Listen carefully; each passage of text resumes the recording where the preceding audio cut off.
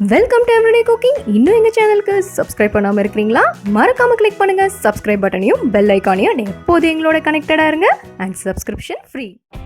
சாப்பாடு மிச்சமாயிருச்சா கவலையே வேண்டாங்க. அதை கொஞ்சம் கூட வீணாக்காமல் சூப்பராக செம்ம டேஸ்டான சாஃப்டான கொழுக்கட்டை ஆக்கிடலாம்.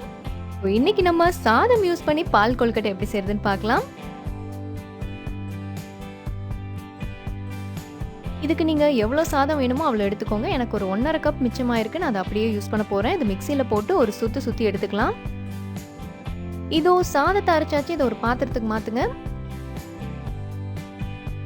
சாதம் யூஸ்வலாக பிசையும் போது கொஞ்சம் ஒட்டும். ஸோ அதை அவாய்ட் பண்ணுறதுக்காக நான் 2 டீஸ்பூன் மைதா ஆட் பண்ணுறேன். மைதா அவாய்ட் பண்ணணும்னு நினைக்கிறவங்க அரிசி மாவு யூஸ் பண்ணிக்கோங்க.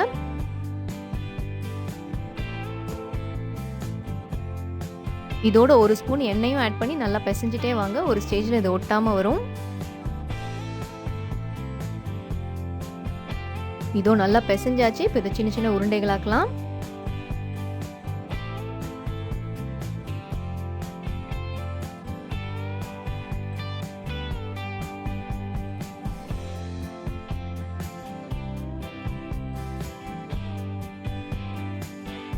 உருண்டைங்கள்லாம் ரெடி. இது ஒரு பக்கம் இருக்கட்டும். அடுத்ததாக ஒரு பாத்திரத்தில் 1 கப் அளவுக்கு தண்ணி ஆட் பண்ணுங்க. இதில் 1/2 கப் சர்க்கரை சேர்த்துக்கலாம்.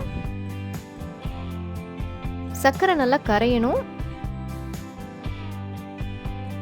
இது கூடவே ஒரு பிஞ்ச் ஏலக்காய் தூளும் சேர்த்துக்கோங்க. சர்க்கரை கரைஞ்சி நல்லா ஒரு கொதி வரட்டும். அது வரைக்கும் வெயிட் பண்ணுங்க. இதோ நல்லா கொதிச்சிருச்சு. இப்போ 1 கப் பால் ஆட் பண்ணிக்கலாம். இது ஆல்ரெடி காய்ச்சின பால் தான்.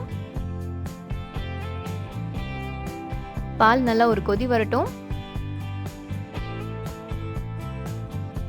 இதோ பாலும் ஓரளவுக்கு கொதிக்க ஆரம்பிச்சிருச்சு. இந்த ஸ்டேஜில் அப்படியே சிம்ல வைங்க. சிம்ல வச்சுட்டு நம்ம செஞ்சு வச்சிருக்கிற அந்த உருண்டைகளை ஒன்னொன்னா இதில் போடுங்க.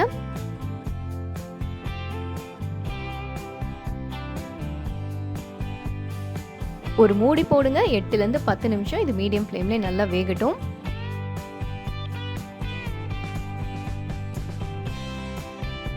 இதோ உருண்டையெல்லாம் நல்லா வெந்துருச்சு. நார்மலாக நம்ம செய்கிற பால் கொழுக்கட்டை விடவும் இது ரொம்ப சாஃப்டாக செம்ம டேஸ்ட்டாக வந்துச்சு. கண்டிப்பாக இதை ட்ரை பண்ணுங்க.